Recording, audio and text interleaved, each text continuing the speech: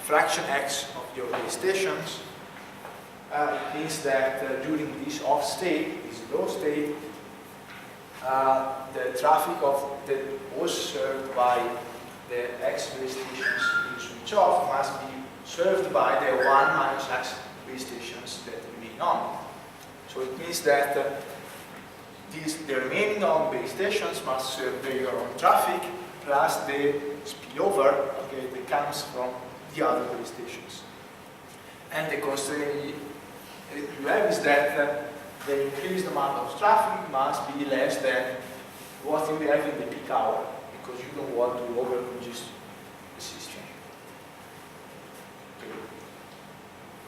The point is that if you move more traffic to, let's say, those base stations will be consume higher power. So since we have seen that there is a kind of linear increase in the energy consumption given the load. So then the consumption of your network, if you consider a kind of a symmetric behavior of your traffic profile, is given by the consumption before you decide to switch off, which is this tau point, and the energy consumption of the remaining base station when you consider this switch off time. Okay, and here the assumption, the simplification assumption is that if you, switch off a given amount of, let's say, a given number of base stations, the saving at equal load will be proportional to the number of base stations you switch off. This is more or less the framework. Of course, you have this C function, you want to do the math to compute the minimum, and it turns out that the optimal point is the solution to that equation.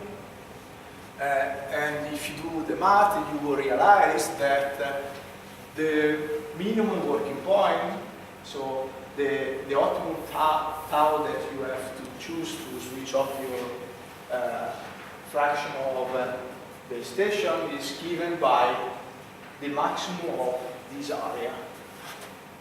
Okay, it means that the base point that you want to use to switch off the base station is the point in your curve that provides you,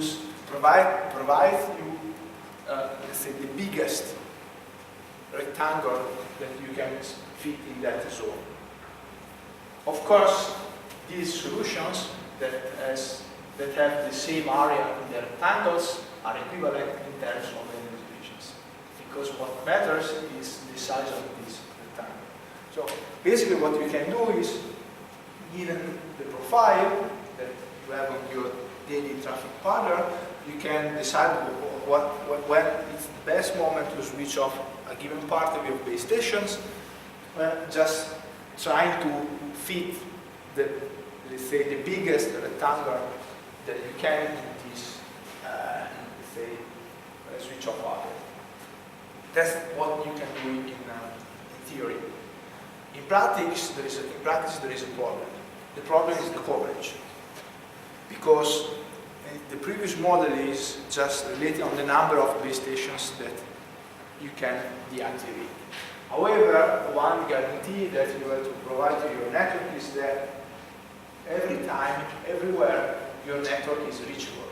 So it means that even if there is nobody, you have to keep base station active in order to provide the coverage if someone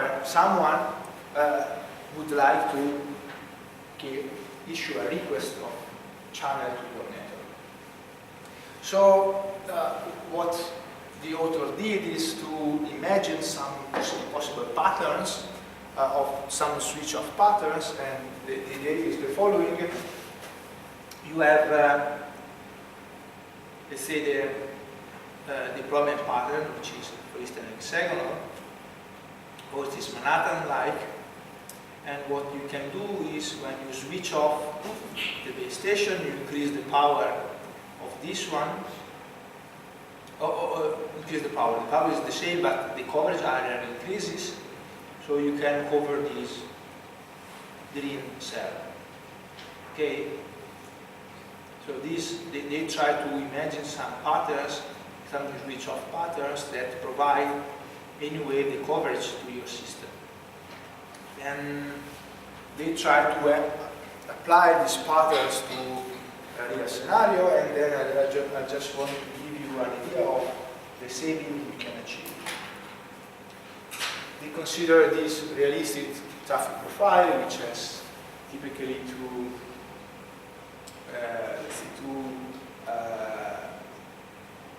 off-peak periods. One is just after the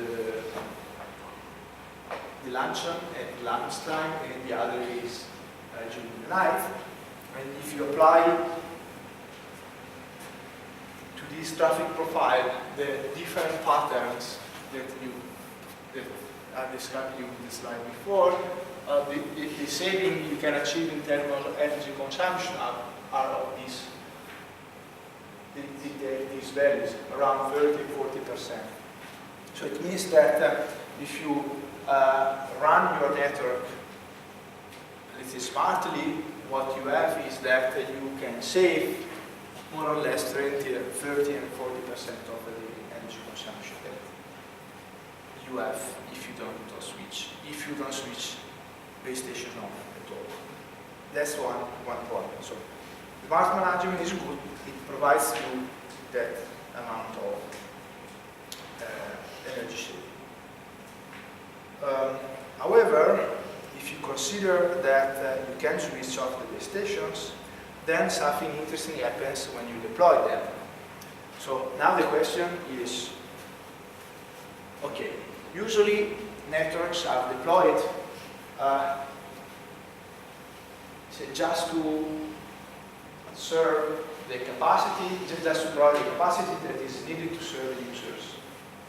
But what happens if we consider in the planning phase that in the future we'll be able to switch off the base stations where they are not needed? Does it change anything in the way we plan our networks or not?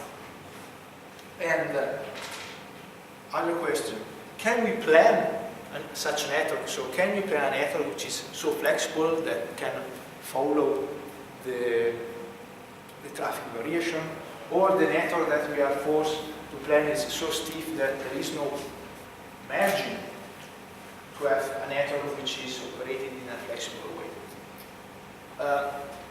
Usually in the traditional way of planning the networks, you have the following. You pick the highest traffic level that you can predict on your area, and then you plan your network, because the network must be good also in the worst case, okay? Oh, sorry. And then you stick with that plan, even if the traffic in the area is going to be decreasing. Okay, that's the traditional way. One thing you can do is that, okay, once I have my plan that is given by this picture in the middle, then I can try to switch off and use the base stations. Okay, so for instance, in the first case, I can switch off that base station because there are no, the same users can be served by the other one that remains active. Even better, I can do in the last scenario, but maybe if we knew that we could have been able to switch off the base station, our design choices could have been different. I mean, if you have this, you know that you must cover, okay, that set of points, but if the set of point is decreasing, you may have the possibility to switch off the base station. So maybe you can do like this. You put these base stations, and then since you predict, you have a prediction, a forecast of your user distribution, you can put this additional base station, which is not needed for the, let's say, high traffic level scenario. But when the traffic is low, okay, it allows you to switch off all the other base stations, and this is the only one that remains active. So you decide to spend more in installing a slightly higher number of base stations, because during the low period, they allow you to switch off more base stations. Of course, it is not so easy because you still need to provide coverage anywhere, anytime. But, I mean, that's something that is better than nothing. There are some issues, as you may have learned in this field, which are related to how the networks, mobile networks, are usually designed. First, it is true that we have to save money, we have to save energy, but also we have to provide a given quality of service to the users. So it is true that having large cells allows us to save a lot of energy, a lot of money and energy, because I mean we have fewer base stations. But if you have a large cell in terms of coverage, this cell must serve many users. So in the end, the nominal capacity is divided in many slices, and the quality perceived by the users can be low. So, okay, if you want to provide the quality of service, we may want to use not so large cells.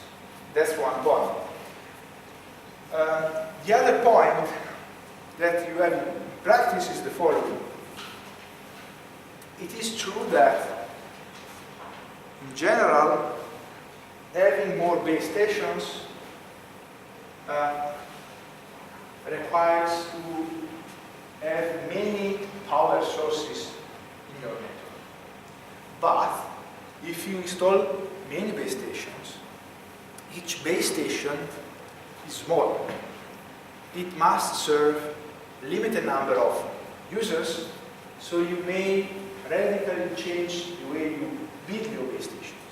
For instance, just an example, if you have a big base station, I'm saying with a range of several kilometers, that is a big piece of hardware, you may want to put also a air cooling system, because you want that the congestion doesn't increase the temperature too much.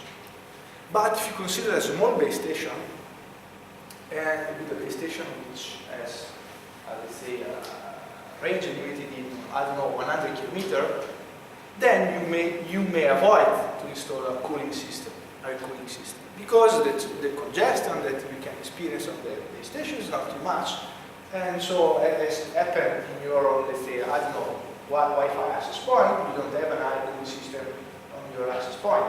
And even if you have 100 access points, the energy consumption they have is not comparable with a macro base station with air cooling system. So increasing the number of base stations, it depends on the type of the base station, of the base stations you have. And if you do the planning correctly, you may also save energy. And in the end, what happens is that it's good to have many small cells instead of a big high-power macro cell, because in the end of the day, you save energy. The other issue that you want to consider when you play with the planning of your base station is CapEx. Having more base stations, small base stations, allow you to save energy, but requires you to install more base stations. And with the install, I mean not only buy the base station, but also pay someone that goes there and install your base station. So you have this amount of money to spend, but also you need some money to connect the base station to the core network. So this is also something that must be taken into account. So usually what you have is a budget that you can spend, and according to the budget you have a given number of base stations you can deploy in your network. The last final issue is the following. Okay, let's see, or let's say that, okay, having many small base stations is a good way to go. Okay, let's go, let's plan everything, and the result will probably be something like that. Okay, while for larger cell, the result that you have is the following. Okay. What's the problem in these two networks? I mean, what are the two, the main points in these two networks? The first one is that, okay, usually with large cells, you want to, you don't care about overlapping areas because your cells are few and they cover the area anyway, so you don't care too much about the overlapping. While with small base stations, since the coverage is very limited, you want to exploit as much as you can each coverage area, because this limits the number of small cells you want to install, and basically you just limit the coverage, the overlapping between them to what is needed for the handover when you switch from one base station to another. The result in terms of energy efficiency is the following. If you switch off this base station, then you have this part of the area that cannot be covered by anybody.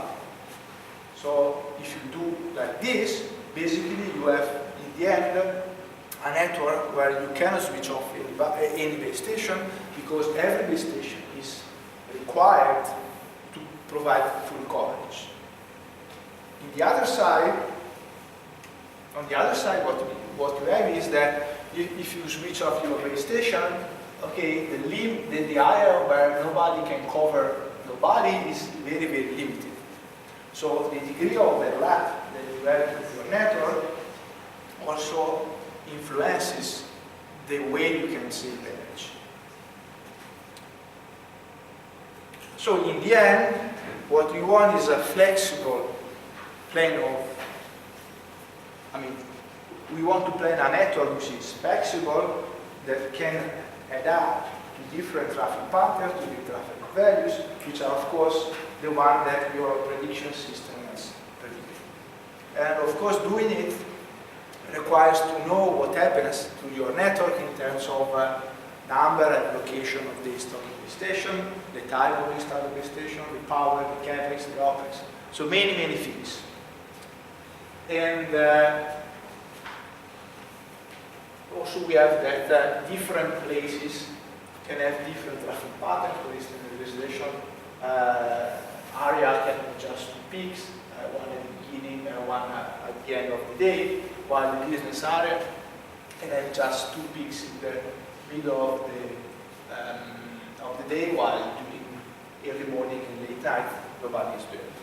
So if you can include the energy management aspects in the plan that we can do of our network, then what we can show is that we can save energy. Because we can plan a slightly more over-provisional network that allows me the flexibility to switch off base stations during low traffic period.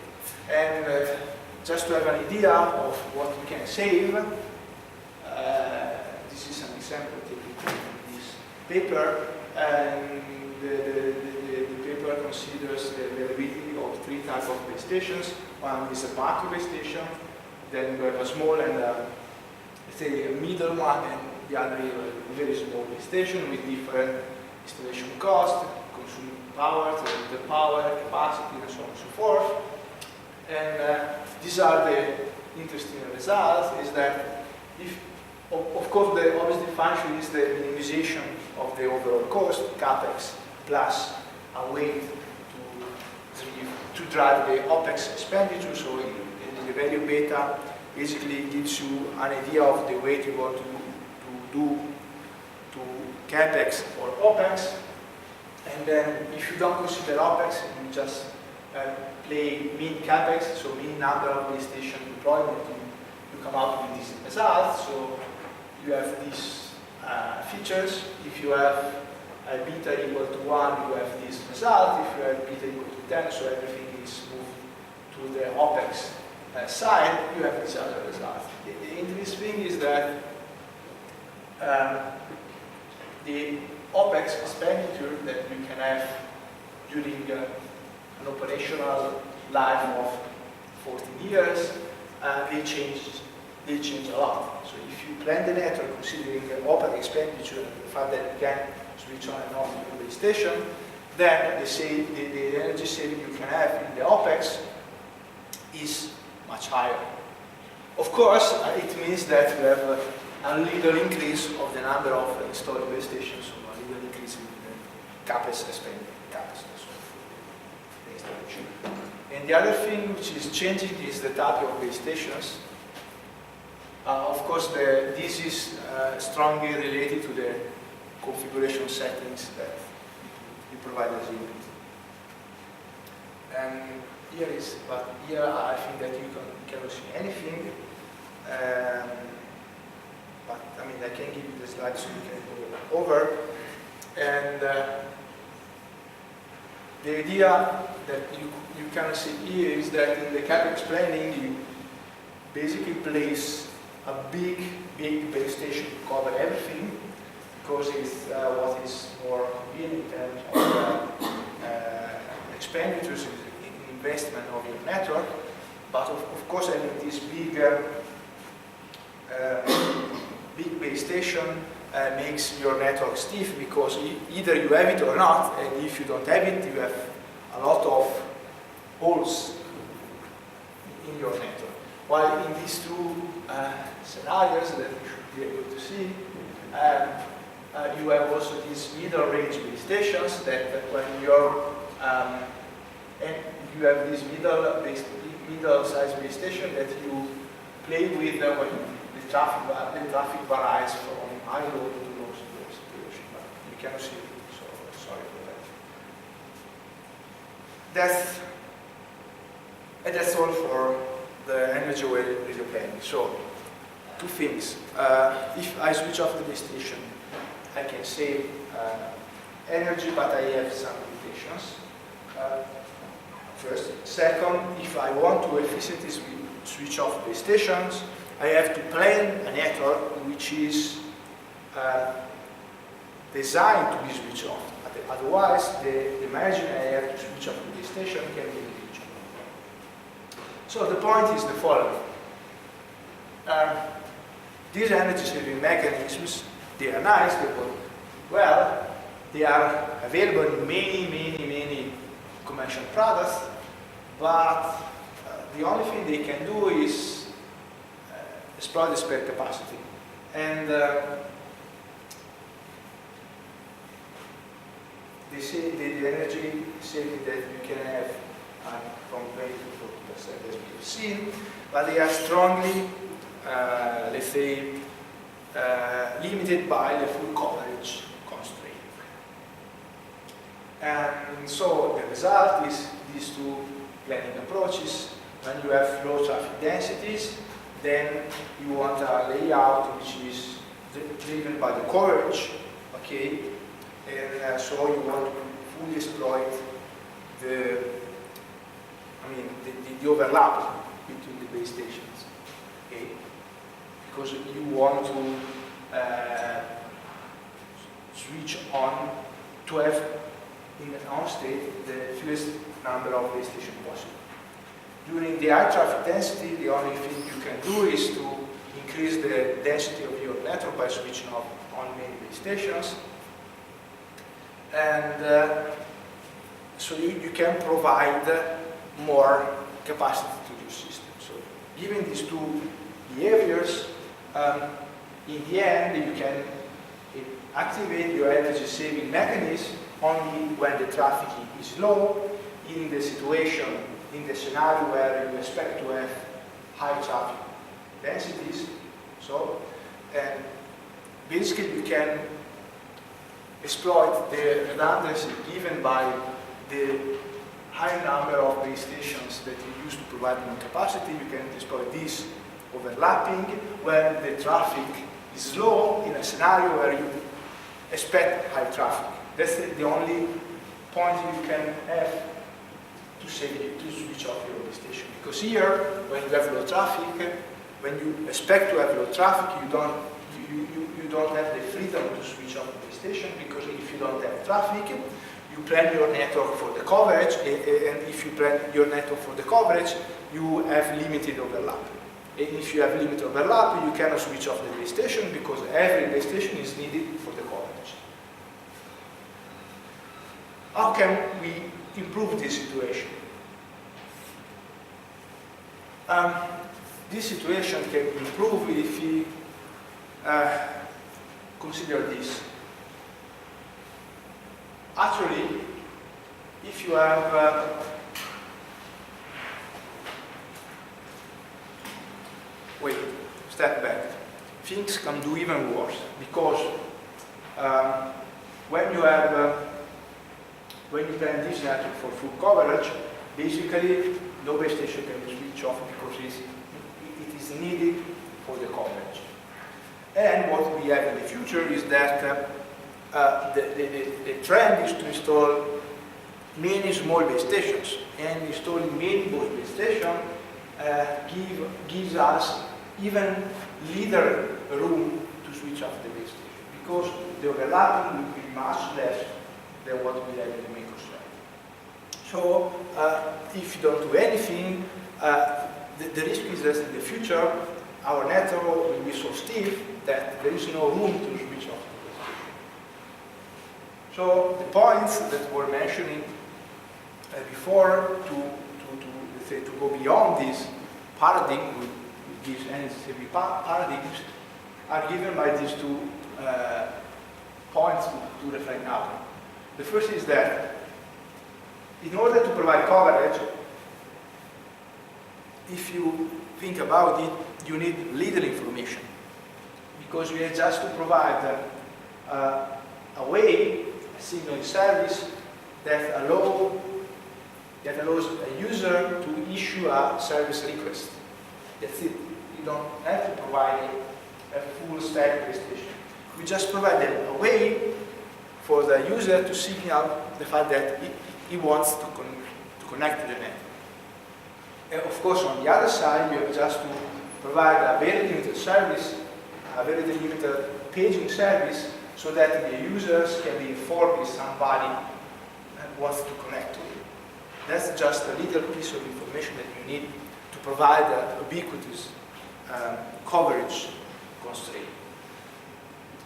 And the other point is the following. If you look at the signaling traffic and the data traffic, you can see that the characteristics of these two types of traffic are very, very, very different. One is, high data rate with strong variations within time, with strong variation from user to user. The other is pretty much stable, very, very low data rate. You can predict it very well, and so on and so forth. So the idea is that since these two types of traffic are very, very different, having the same radio interface may not be a good idea in terms of energy efficiencies, because if we could, we would have liked to have a transmission which is optimized for long range and low rate for the signaling traffic, and an interface which is designed for high data rate and short distances for the data traffic. So the idea is, why don't we split the network? The signaling part from one interface and the data part from another. And we optimize the two radio interfaces. So the idea is, why don't we split? We have to consider a kind of split architecture, where we have that each interface can be optimized. We have this kind of a big umbrella, which is the signaling base station, okay, that provides just the signaling part, And database stations, which are, let's say, optimized database stations that can switch it off, they can be switched off if no active user is under the coverage of the base station. Because the coverage services is provided by this big umbrella, which is the single base stations. And the nice, let's say, consequence is that whenever a user wants to get connected, just issue a request to the single base station that process the request, finds out which is the best database station to activate or to use to send the user, and then it sends the command to the base station to the user to get connected. So the idea is to have a base station user which is basically spotlighted by a database station whenever he wants to use the connection service. So here the problem, the interesting thing, the challenge is how to design this signaling network. I mean, we have to consider many things. First thing is that this signaling layer for sure must be envisioned as an always-on layer, which is lightweight because it's used just to provide the signal communications and possibly the exchange of very spatial data connections. I mean, this signaling, since it's there, it's always on, we can use it to send, let's say, small pieces of data which are very urgent or they are so small that does not justify the switching on of a very performant database station. And still we don't have this signaling network in practice, but there are, let's say, many benefits that we may envision. One is that since the signaling traffic, as we expect to have narrow variation in terms of volume, in terms of bit rate required, we can design the radio interface so the power amplifier of the signal base station to work in a very limited range. So if we use the power amplifier in a very limited range, we can have them more efficient.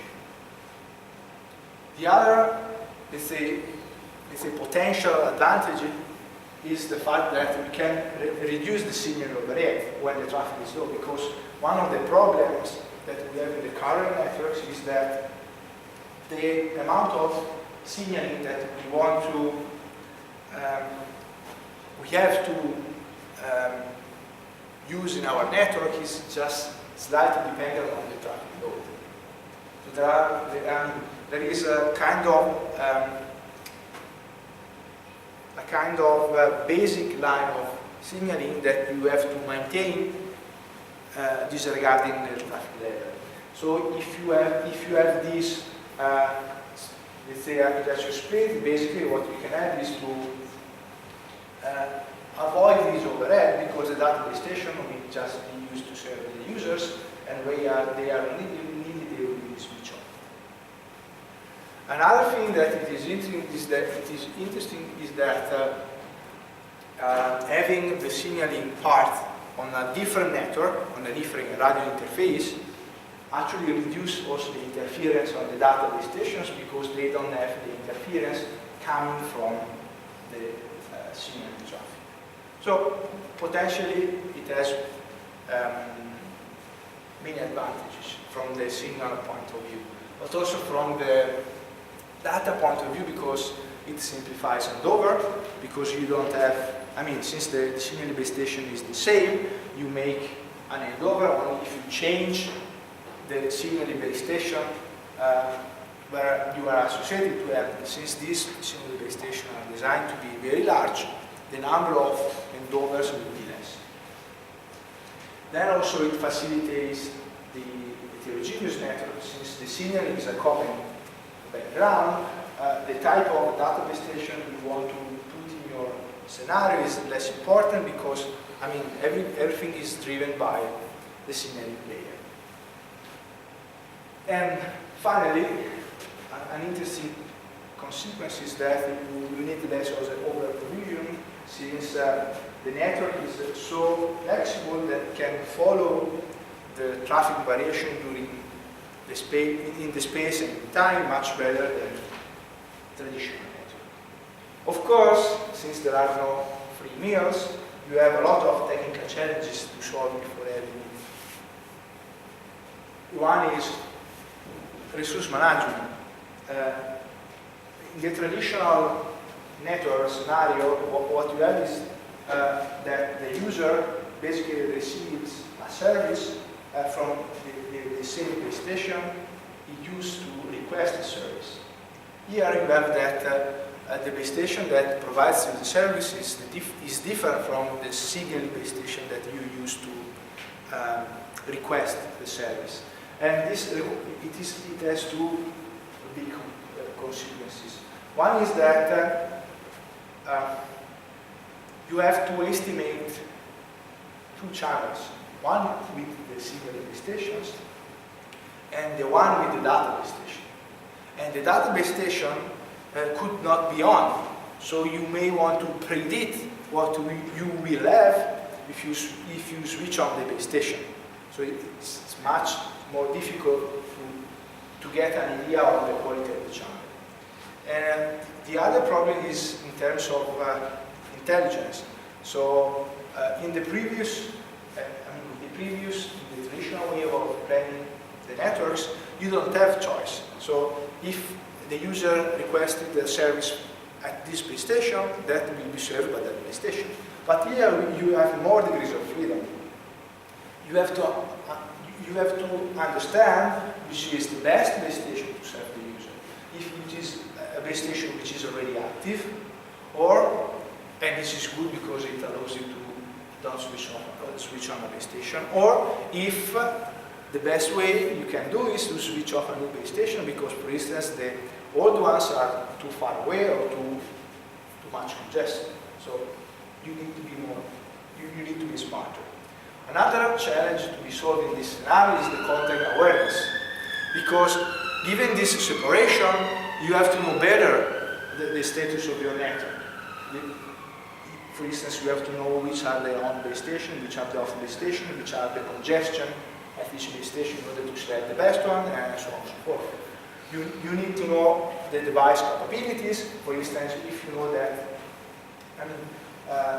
if you know that one device, one smartphone cannot support that particular technology, you cannot associate it to a database station which is running that technology, and this may change your plans if you want to assign the best users to the best base station. Another thing which is important is the prediction of the channel, because you may not be able to measure in real time the quality of the channel. You may rely on some, let's say, predictive scheme, for instance, based on what has been experienced by users in the past at the same position. But it's not easy. You need some reasoning about it. And the other thing is user application requirements. This way, for instance, if you know that the user is moving very fast around your network, and you know that it is not delay sensitive, the application it is running, you may, for instance, switch on this network, this base station, and then you can, let's say, skip one base station and switch on the other one, saving the time, saving the energy, because, for instance, since the application is not delay sensitive, it doesn't care if for a given amount of time it does not have the possibility to transmit the data. So you can, let's say, limit the data service hotspots because you know that the application that the smartphone is running is not delay sensitive. Vice versa, if the base station, if the user is running an application with low data rate but very delay sensitive, you may want to assign this user to, let's say, a special service which is provided by the single base station. and all this kind of stuff. So having a separated network requires better context management. Then what we have this other big challenge is how you can envision a radio technology which is able to optimize the operation of the signaling access. So if we have many choices. We can think of having a big base station which is playing just the role of a signaling base station. We can have that, or these services is provided by other base stations which have a data service. So we have at the same site two different types of base station. One is used for signaling and one which is used for data base station. Or we can think about network function virtualization. So we can spread the signaling functions over many base stations, or concentrate everything to one base station. I mean, it depends on many things, and everything must be studied yet. And also, final point, which is very important, what we need to solve is to understand which is the real energy efficiency performance of this scenario according to the traffic, the power consumption of the devices, and all this stuff. Okay, that's the idea. What I wanted to show now is some way of dealing with these networks. So some ways of estimating which is the potential gain we can have if we decide to move to this direction. Let's assume this. Let's have this simplification assumption. The first is that we assume that the power consumption of the signaling base stations is negligible, because the energy consumption will be mainly caused by the operation of data base stations.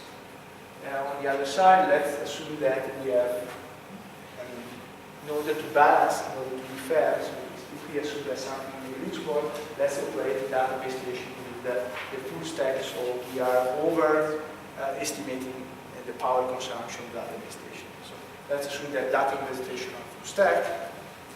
And then we assume that we have a network where the locations of the mobile terminals and the base stations is somehow described by a bidimensional Poisson process, in order to have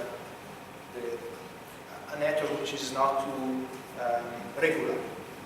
And then let's suppose that we want to compute the base station activation probability, which is given by this beta, and of course, knowing this activation probability allows us to estimate the saving in terms of energy consumption, and so the energy efficiency we can get.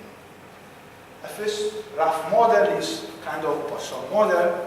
So we say that the base station must stay active only if we have one user in the service area. The service area is the area of the base station coverage, where the base station is the best server. It's not the full coverage area of the base station, but the area of the coverage, the part of the coverage area where the base station is the best server for the users which are at the position. And the only motivation that forces us to have an active base station is that we have one user, at least one user, in this service area. This service area can be approximated by the intersite distance between two base stations with this equation. And in the end, so it's trivial, the probability of having an active base station, assuming an homogeneous scenario, is the following: 1 minus where e to the area, service area, and lambda is the intensity of the Poisson process that describes the user area.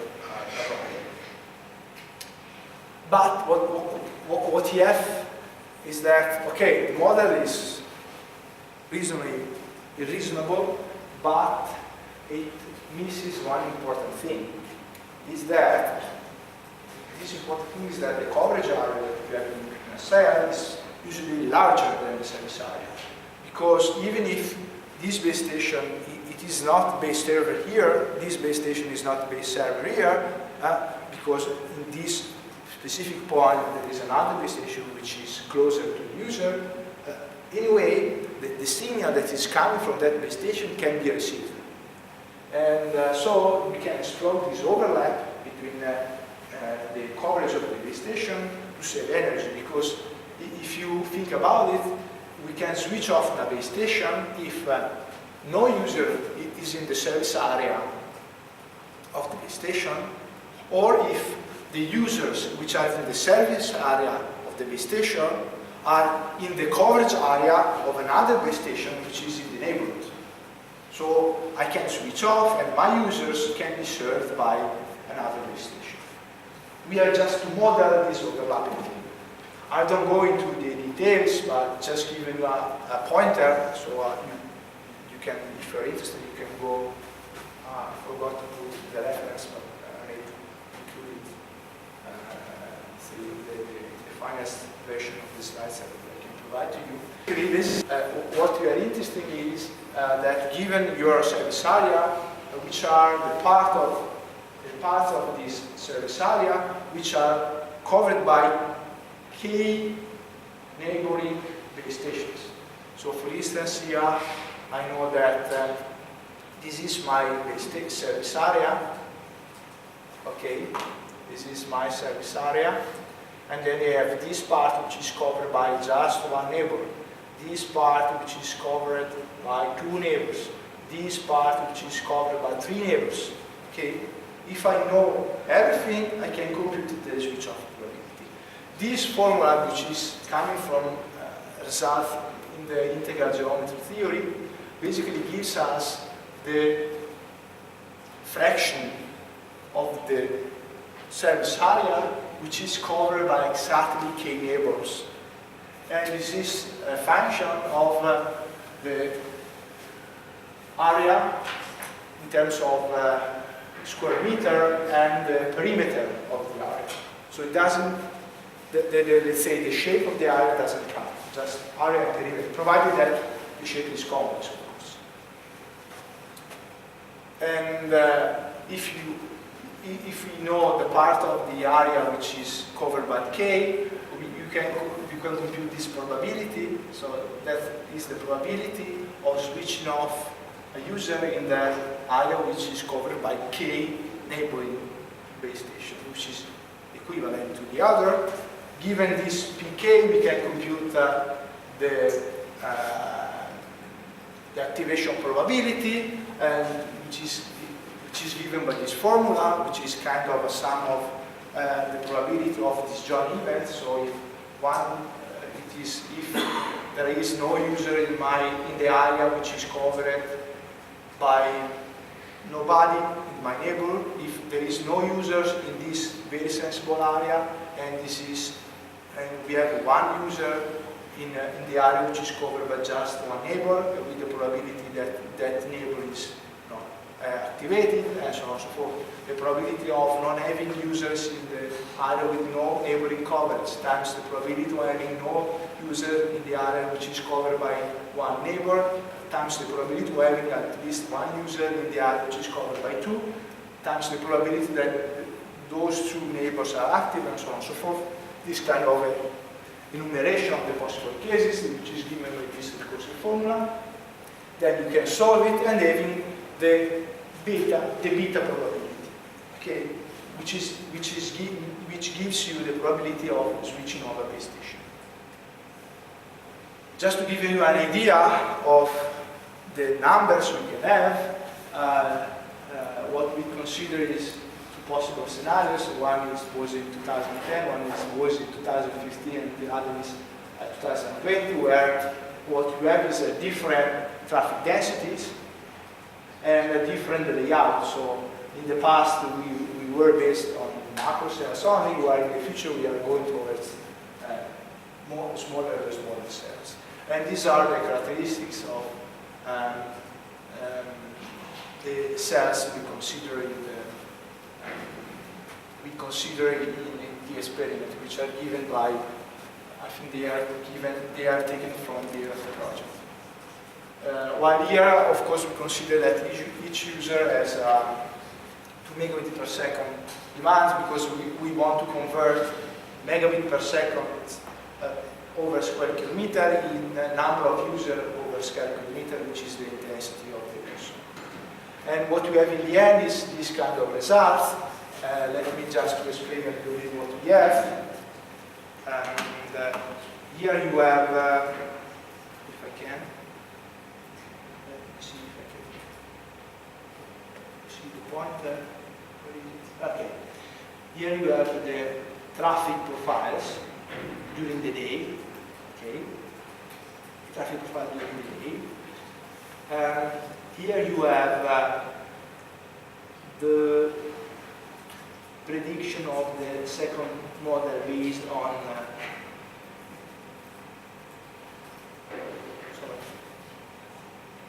here you have the prediction of the second model based on integral geometry. Here we have the prediction of the first model based on the Poisson assumption, and here you have the result of a Monte Carlo simulations where you drop the user and try to have the smallest number of active base stations possible.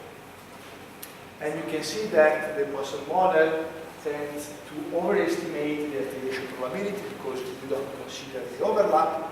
But one thing you can also notice is that here there is a gap, a big gap between the integral geometry model and the results of the Monte Carlo simulation. The reason is that in the way you compute the activation probability, you multiply things.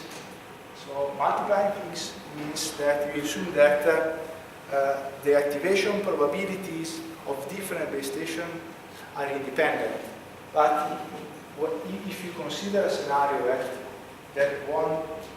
where you want to minimize the number of base stations, the activation probability of each base station is not independent, because if that base station is active, the probability that one base station close to him is active is less, because I have already that base station active.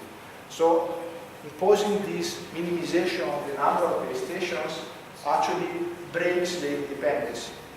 That's why we have this gap. This gap is reduced there because we increase the number of base stations.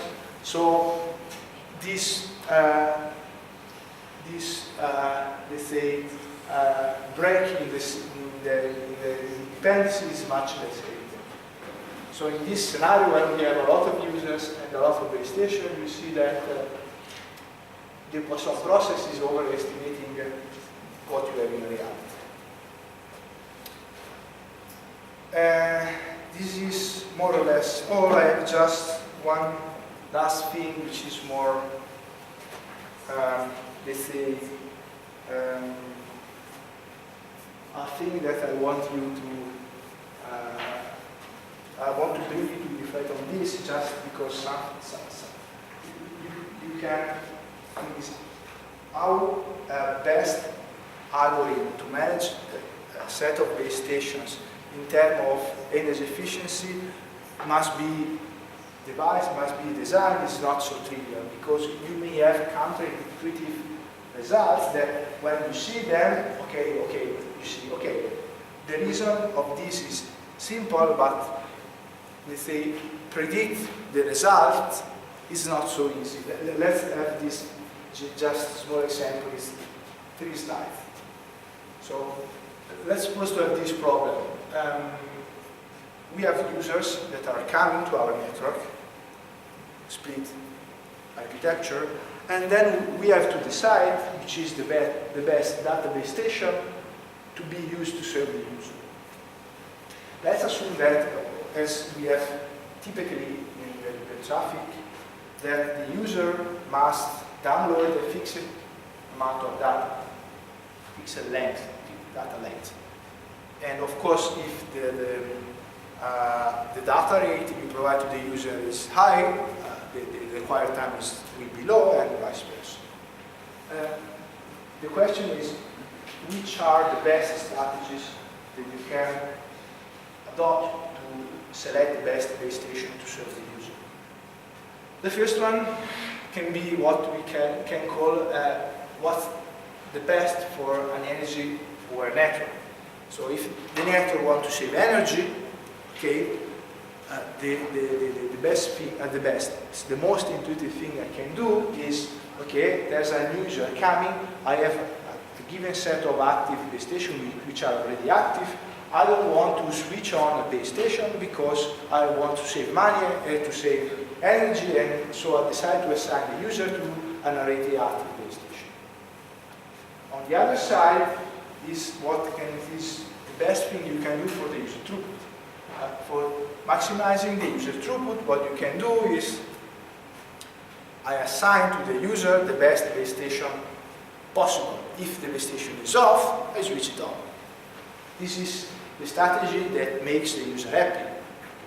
But while the first one is the strategy that makes the operator happy. Okay. These are the two opposite points.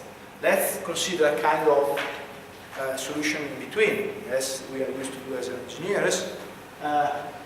Let's have this compromise between throughput and energy consumption. Let's consider this bias A over the perceived rate, and consider, let's estimate the two rates, which is the best rate that the user can achieve no matter what base station. So I don't care about active or inactive base station, so let's consider the best rate achievable for each user, and then consider the best rate achievable in an already active base station. Okay? Then we consider the ratio between them, and we limit this. We say that if the best I can have is something which is 1 plus 8 times the best I can have in already active base station, the improvement is big, so it's worthwhile to switch on the best base station. If the improvement is not big, I prefer not to switch on the base station and save money, save energy. Okay? So increasing alpha A, basically we reduce the switch on probability, because if A is big, I switch on a database station only if the rate it is able to provide me is much higher than the rate that I already have in my network. And then let's see the results. If we are in low traffic conditions, let's look just to the blue curves, because this is the total energy consumption, which is the sum of macro and small cells. In that case, of course, if the traffic is low, I'm increasing A. Okay, this is A, the parameter that I was mentioning. If you increase this A, you have that the throughput is decreasing because you are basically serving your user with faraway base stations. And the energy that you spend to support this network is decreasing because the number of active base stations, as you may guess, is decreasing. Because you have to convince us that you are very good in order to switch you on. This is what happens in high traffic condition, in low traffic condition. But now look what happens when the traffic is high. As expected, when you increase this parameter A, the throughput decreases. Notice that the level of throughput is lower than in the previous case. And this is as expected, because if you want not to switch on the base stations, then I'm served by not the best one. But look at the energy consumption. We don't switch on the base station, but we are spending more. What's the problem? What's the reason of this? The reason is the following. We don't have to forget that we want to download a given amount of traffic. So our traffic is elastic. And what's the consequence? The consequence is the following. It is true that increasing A, you have, say, fewer active base stations. But since the throughput that you provide to the user is small, the time that you need to download your packet is longer. Is so long that these base stations, even if they are fewer in number, they stay active a lot.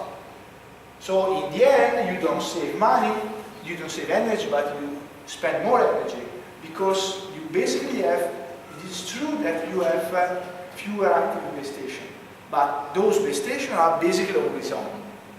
So you thought, your conclusion is that, okay, you thought that this was a nice way to save energy, but it is a good way to save energy if the traffic is low. If your traffic is high, you are not saving energy, but you are spending more energy. So it is not always so intuitive. You have to take care about your, you have to pay attention about your assumption and also to have good tools to estimate the energy consumption. And then that's it. I mean, I've stopped torturing you and thank you for your attention. These are my contacts in case you need to reach me for any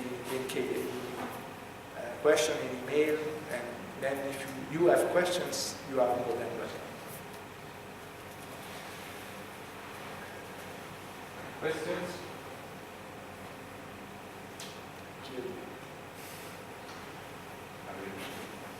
There is one. Okay. When it comes to the way you want to integrate a base station, means we have just one user in the coverage. Sorry, I cannot hear you very well. Okay.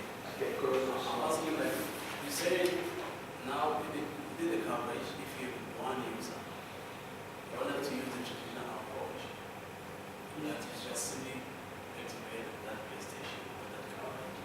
Want that user to connect to another base station. Okay, traditionally you connect to the base station that is close to you. Okay. But they're saying if it's like the base station is off, then you have one, let's say one user in that coverage. Okay. You don't have to wait for that base station. Yes. But you simply let the user connect. Yes. Yes, I didn't get the signal part today. On the signal part,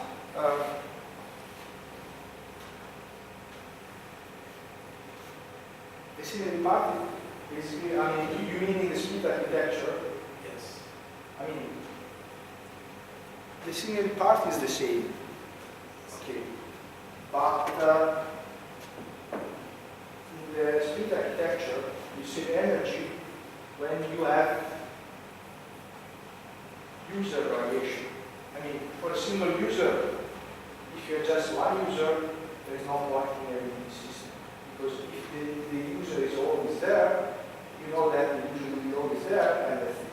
But if you have a scenario where now the user is here, and then the user moves away, then in the traditional scenario, you have to be active in both places. In the split architecture, you will be active on one place at a time. That's where you have saved. If you have just one user, there's no gain in having a split architecture. You have gain if you have many users and if the users move around. That's what we usually do with your smart. You are not buying. Yes. But maybe you have a signaling overhead due to this adaptive. Yeah, you have. Of course, you have something that you have to estimate. The signaling processing is for sure more difficult. The structure of the system is more complex, and you have to estimate when it is worthwhile or when it is not. Probably the best scenario is urban scenario where you may have many small cells and little connection costs. And there may be a scenario where having this split architecture may be worthwhile. In the rural scenario, maybe it is not, because we have very sparse very sparse base stations, low traffic, and so the overhead that you add in complexity may not be well paid off by the saving. While in the urban scenario, where we have a lot of traffic, being smarter may pay off. And do you think that how to control everything, so in a centralized way? So, for example, or maybe you could, I don't know, it's just curiosity. No, I mean, we did many assumptions, and we try to see what is the best, but it depends very much on the scenario what you are considering, on the products you have. Depends on many things. As always in energy efficiency, the answer is it depends, because the final results you have is depending very much on the input that you provide, and usually the results that you have are very sensitive to the input parameters. So even if you change it a little bit, you have very different results. You tried with different traffic scenarios, for example? We tried with 4 areas, so rural, suburban, urban, and then suburban, with different layouts, with different let's say, technologies. So the technology is, I mean, this was a work that we did from 2010 to 2015, so we tried with different technologies, that the one that was available in 2010, the one that was available in 2015, and the prediction that we have in 2020. So everything depends on this. Okay, one thing that I forgot to mention is that this split architecture, not so extreme, is something which is kind of well seen by the GPP. The 3GPP is moving toward that direction, and also the 5GPP, which is a kind of association for the development of the 5G networks. And if you, say, go through the documents, you see that it is starting to consider this kind of split, C-plane, U-plane, in more radical way with respect to the traditional one, not so extreme. I remember, I think, Korean operator that is calling this puncto cell or something. I mean, there is NEC, NEC,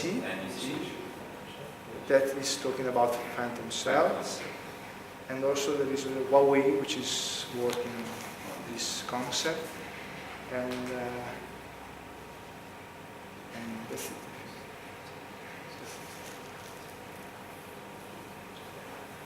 No question?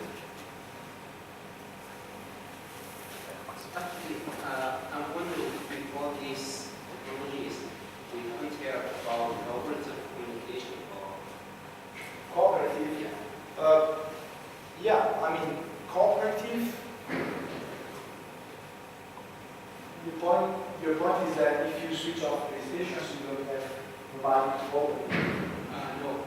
What I mean, we can use the user code as a relay to some context or something like this. How that we say power which transmitted from the base station. So you mean you use the cooperation from the users Yes. to reduce your energy consumption? I mean, this is something that has been studied, and the point is, how are you convincing the user to spend this energy? I mean, it is a scenario because from the operator's point of view, it reduces the energy consumption of the network, because basically the operator offloads the data traffic to the users.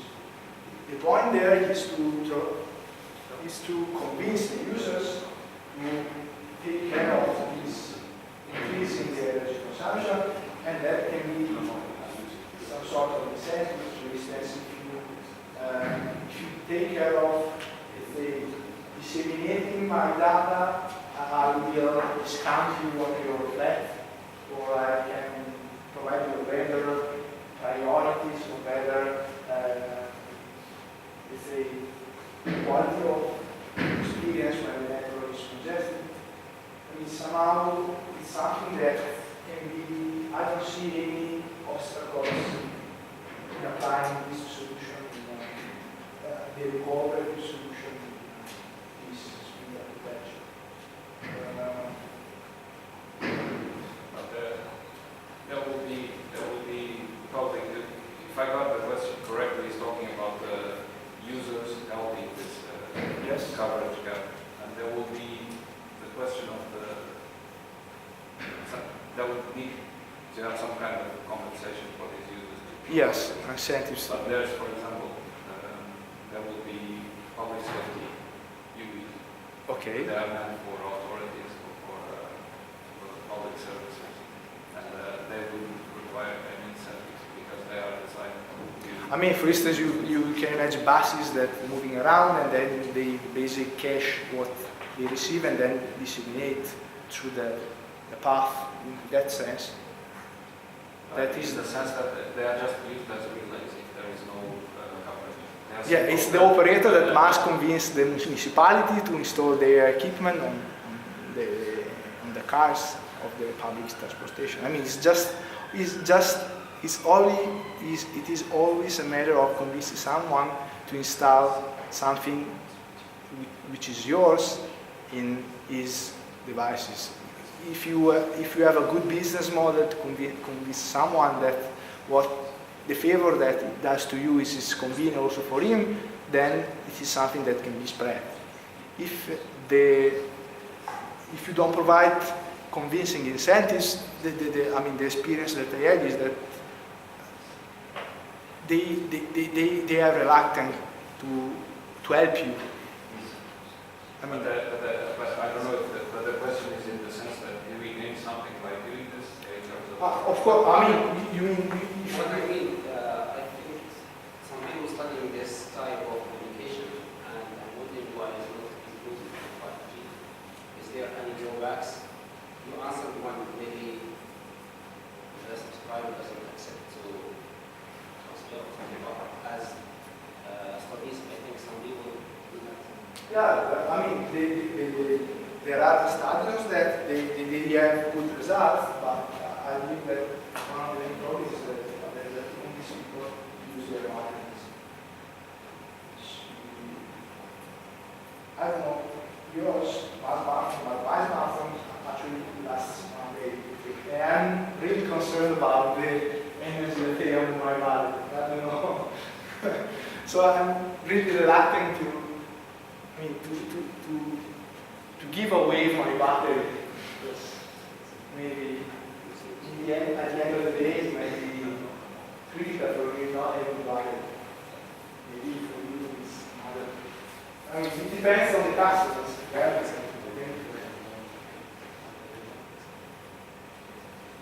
Also the fact is that in that case you need to have no devices in the application, because you just have opportunities and contacts among users, so if I have something which must be usually transferred, of course, if you have to wait to get a contact, it's not probably the best.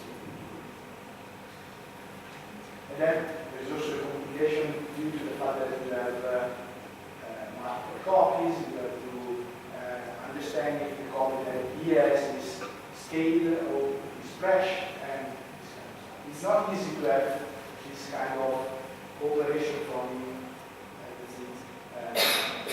users. If you succeed in doing it, then we will see the image. Let's see. More questions? Okay.